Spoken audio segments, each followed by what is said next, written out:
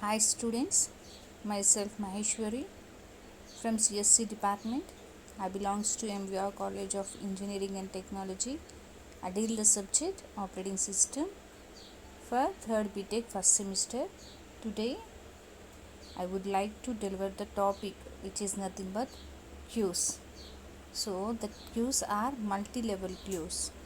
Here the multi-level, in the name itself, the queue are two or more queues at a time we can call as a multi-level queue. Here the ready queue is partitioned into a separate queues. For example, in this ready queue have foreground and background. So foreground means interactive and background means batch. So it foreground means it can communicate to a one to another cues based on the foreground, and background means it will follow by one after another by using of the batch jobs. Okay, the process permanently in the given queue. Each queue has its own scheduling algorithms. Those are foreground means RR which is nothing but round robin. So the foreground is always called as round robin, and background means it has first come first serve scheduling algorithm. So the scheduling must be done between the queues. It is a fixed priority scheduling and time slice. If the time slice is each queue getting a certain amount of CPU time which it is scheduled amongst its process, that is 80% to foreground in round robin, 20% to background in FCFS. So the scheduling must done in between the queue based on the time slice, which is nothing but round robin. It can do the process of 80% by using of CPU time, and the first come first serve will use the process of scheduling time 20% based on the background. See this picture, it is the multi-level queue scheduling. In this multi-level scheduling, it have high priority and low priority. Let we see low priority to high priority. So in this low priority, the student process is the low priority and batch process is the another low. Then interactive ending process and interactive process and process system. So here all those process, the high priority is system process and low priority is student process. So here interactive process will be in round robin, and batch process will be done in first come first serve. In this interactive editing process, if the process having any modification to in time slice, then the interactive editing process will be happen to a prioritized multi-level feedback queue. In this multi-level feedback queue, it can move between the various queues. Aging can be implemented this way. So multi-level feedback queue scheduler defined by the following parameters. Those are number of queues. So how many number of queues is there, that will be having the feedback, and scheduling algorithms for each queue. So each and every algorithm having the queue also given the feedback. Method used to determine when to upgrade a process, and method used to determine when to demote a process. Okay, so if the process is upgraded demote, then the method will be developed to determine. Okay, and the method used to determine which queue a process will enter when the process needs serve. So those all are given to the feedback of multi-level queue. And example of multi-level queue, here there are three queues. Those are Q1, Q2, Q0. So Q0 is RR with a round robin with the time quantum of 8 milliseconds, and Q1 is RR time quantum of 16 milliseconds, and Q2 is FCFS, first come first serve. Here That queue naught will be moved to in this multi-level queue. So then multi-level queue will be having the quantum 16, that is q1, then FCFS will be executed. So the process are in the queue format. If the new process are enter in the queue naught, which is served first come first serve. Okay, here the first come first serve will be served here. When it gains CPU, job receives 8 milliseconds. If it does not finish the 8 millisecond, the job moved to q1.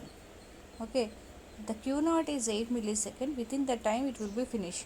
If not finished, then it immediately moved to after 8 millisecond of q1. So it having the 16 milliseconds time slot. Then at the q1 job is again the serve first come first serve and receive 16 additional milliseconds. If it is still does not complete, it preempted and moved to the queue of q2. Here the thread scheduling. Thread, which is nothing but a lightweight process that we can call as a thread. How we schedule the thread? So here distinguish between user level and kernel level threads are implemented to a thread scheduling. When thread supported threads scheduled, not process, or many to one and many to many models, thread library schedules user level threads to run on LWP. In this LWP, also known as PCS, program contention scope. Since scheduling computation is within the process, typically done via priority set by the programmer. Kernel thread schedule onto available CPU is a system contention scope. So this complementation among all the threads in the system. Pre-thread scheduling. Pre-thread, which is nothing but process thread scheduling. In this process thread scheduling, AP application protocol interface allows the specifying either PCs or SCs. So during the thread creation, the pre-thread created by using of the scope process scheduling threads using PCS schedulings, and pthread scope system schedules will use it system contention scope scheduling. Here you can observe pthread process thread scope process are PCS, and process thread scope system is CCS scheduling. Can be implemented by operating system. Those are Linux, Mac OS X only allow pthreads scope system. Here see the program. In this program, pthread scheduling will be developed by using of C programming. Here I use the hash include pthread.h, it is the header file, and std.h, it is also header file. Here I define the number threads. Those threads are 5. Here I used main function. In that main, here I use int main.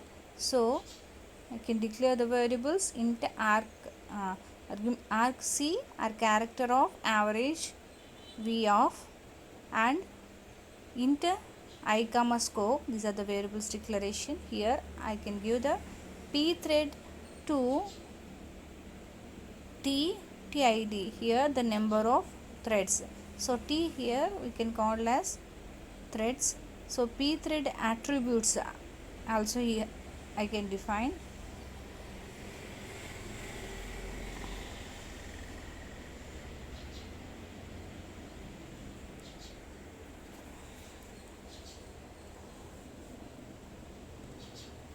Here pthread attributes I can define. That attributes are default attributes, and pthread of attribute, int of attribute for address of the attributes also I can define here. That is the current scope. If pthread attribute get the scope So here I can write the logic for pthread scheduling. So get scope of attribute is not equal to 0, then printf, I can printf unable to get schedule scope, or else here I use the else if scope pre-thread of scope process, pre-thread of, here I use the scope pre-thread scope process, then it will be printed to pre-thread scope process. Else if scope equal to pthread scope system, here the two operations are used in this pthread process thread, those are pthread scope process, that is PCS, and pthread scope system, that is CSS. Here the two operations will be used to printf the scope of the system. Else printf file printf illegal scope value, printf illegal scope value.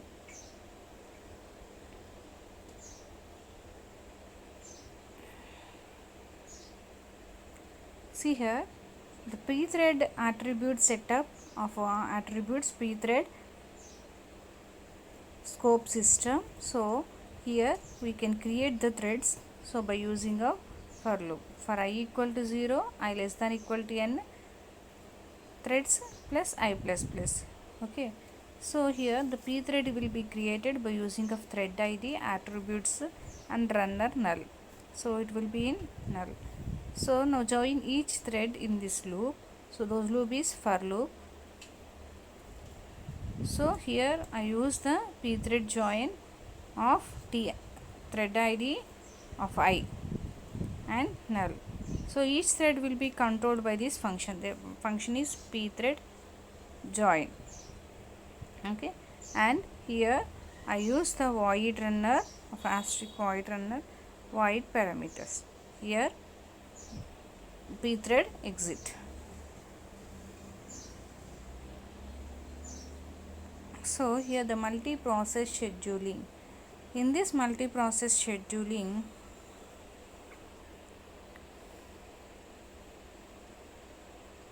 the CPU scheduling more complex when multi CPU are available. So it is very complex when multi CPU are available. And homogeneous process within the multiprocessor, asymmetric multiprocessor and symmetric multiprocessor is also here. So asymmetric multiprocessor means only one process access the system data structures, availing the need of the data shares. And symmetric multiprocessor means each processor itself scheduling all the process in common ready queue, or each has its own private queue of ready process. So that is current and most common, we can call it as a symmetric and asymmetric. So here the processor affinity will be used for processor on which it is currently running. So soft affinity and hard affinity. The variations include the processor sets. Here the affinities, processor affinities are two types, soft affinity and hard affinity, based on the variations including processor sets. Here you see the NUMA and CPU scheduling here with the compiler.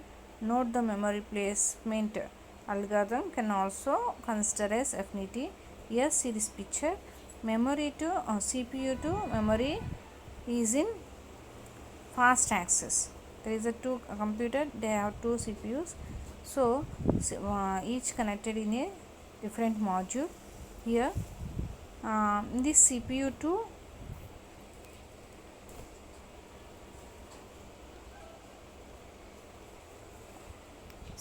to memory is in fast accessing, whereas one module to another module chain. So if the CPU will getting the information to access the memory, then it is a slow access. Okay, so if the module having the same CPU to memory accessing, it is a fast. So this is the algorithm can also affinity. Multi-process scheduling, loading balance. In this multi-process scheduling, if SMP symmetric multiprocessing needed to keep all the CPUs loaded for efficiency. Here the loaded balancing, push migration and pull migration. Load balancing means attempts to keep workload evenly disturbed. Push migration means the periodic task checks load on each processor and if found pushes task for overloaded CPU to other CPUs. And pull migrations are it is ideal processor pull waiting task for busy processor. Multi-core processor.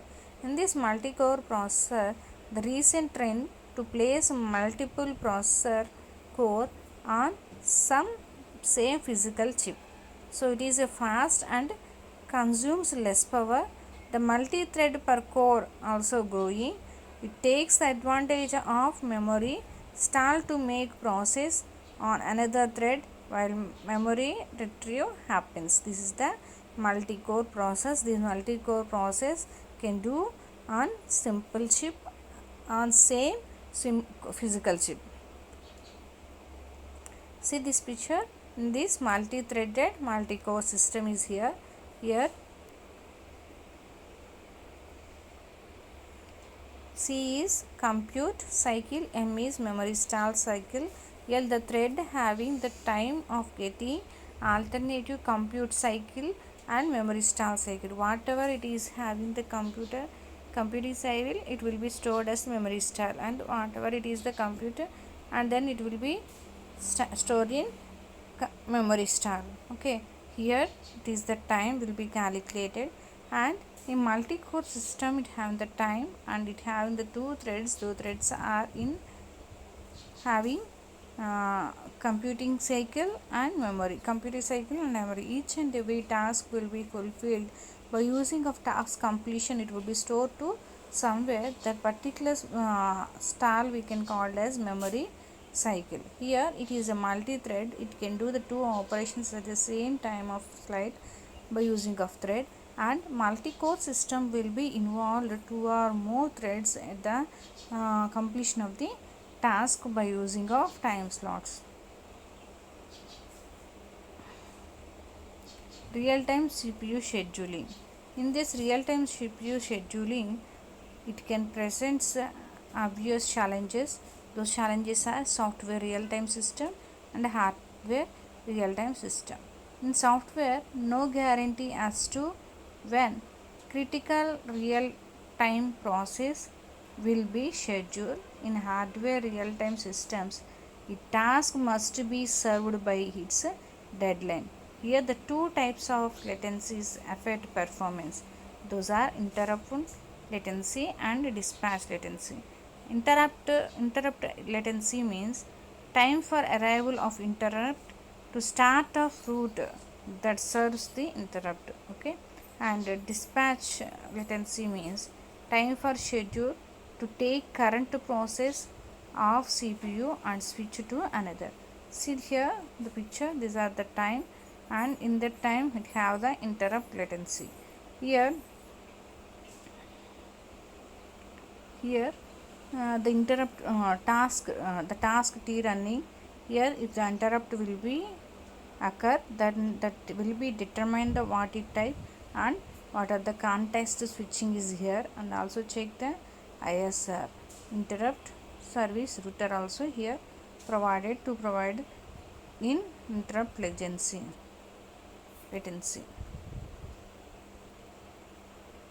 Real-time scheduling, CPU scheduling. In this real-time scheduling, the conflicts phases of dispatch latency, that is permission of any process running in the kernel mode, release by low priority process of resource needed by the high priority process. See here there is a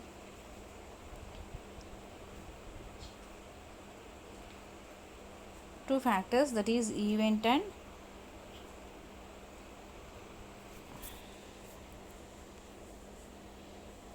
two factors, that is event and response to event.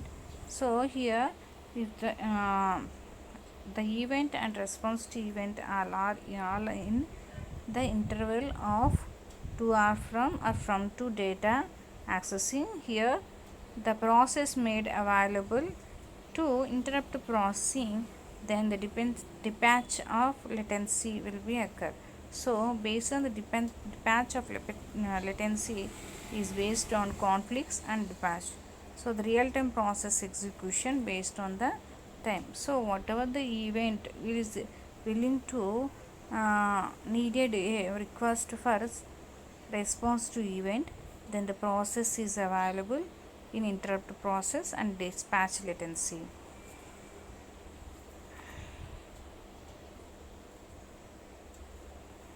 Priority based scheduling. In this priority based scheduling, for real time scheduling, schedulers must support primitive priority based scheduling but only guarantee soft real time. Okay.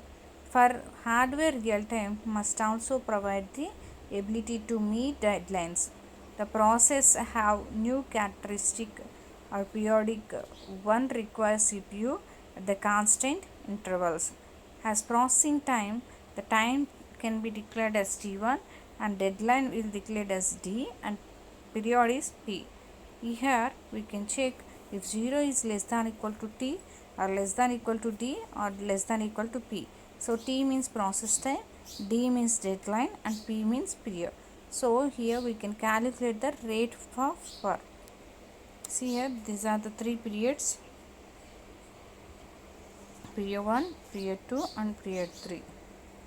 Period 1, period 1, period 2, period 3. So those are placed on the time. So the time will be calculated. Those time having the modules individuals as deadline and period of the P. So the picture of priority based scheduling is like this.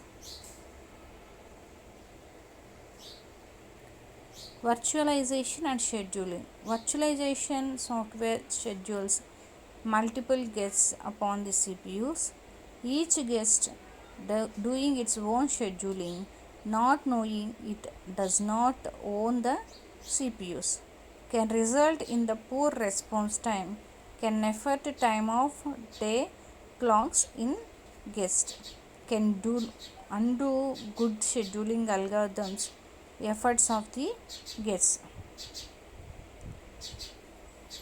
Rate monotonic scheduling. A priority is assigned based on the inverse of its period.